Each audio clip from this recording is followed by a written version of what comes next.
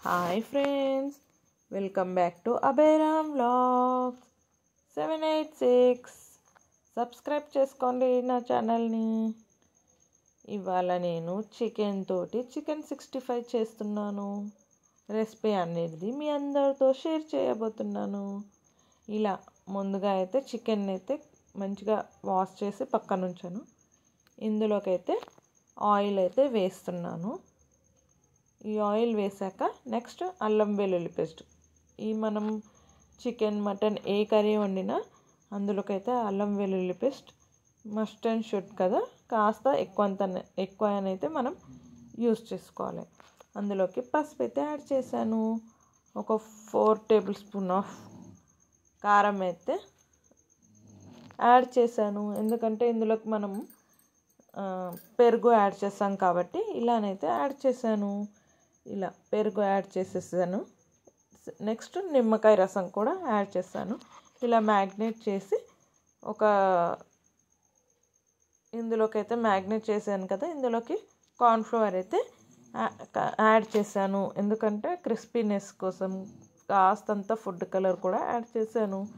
ఇలా అంతా కలిపి మ్యాగ్నేట్ చేసి పెట్టేశాను కదా, ఇందులోకి మనం ఇంకా వేయాల్సింది ఏం లేదు. కాస్తంత రుచికి సరిపడా సాల్ట్ అయితే మనం యాడ్ చేసుకోవాలి. ఇవన్నీ ఇంగ్రీడియంట్స్ వేసాం కాబట్టి మనం రుచికి సరిపడా సాల్ట్ అయితే యాడ్ చేసుకోవాలి.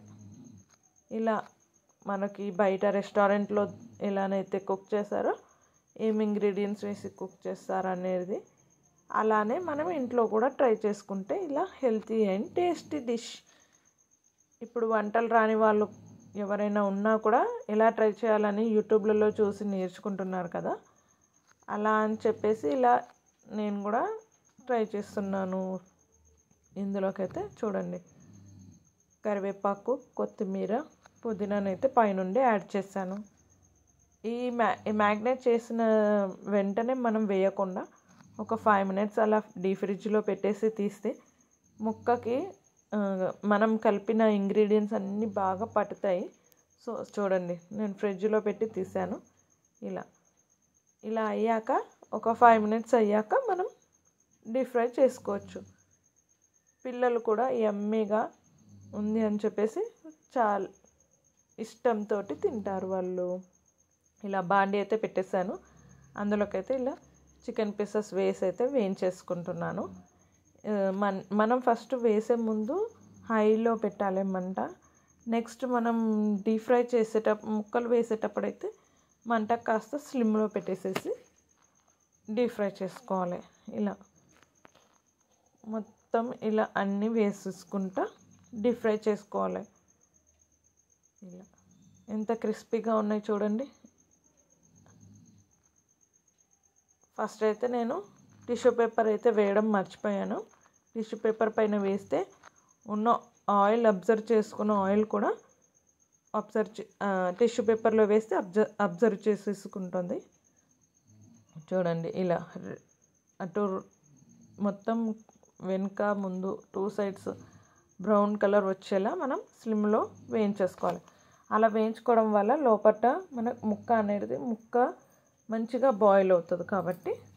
సో ఇలా ఎక్కువగా ఏం టైం పట్టదు, కాస్త త్వరగానే అయిపోతుంది. పిల్లలు తింటా అన్నప్పుడు ఇలా చేసిస్తేనైతే కంపల్సరీ వాళ్ళు ఒక్క ముక్క కూడా వదలకుండా తినేసేస్తారు.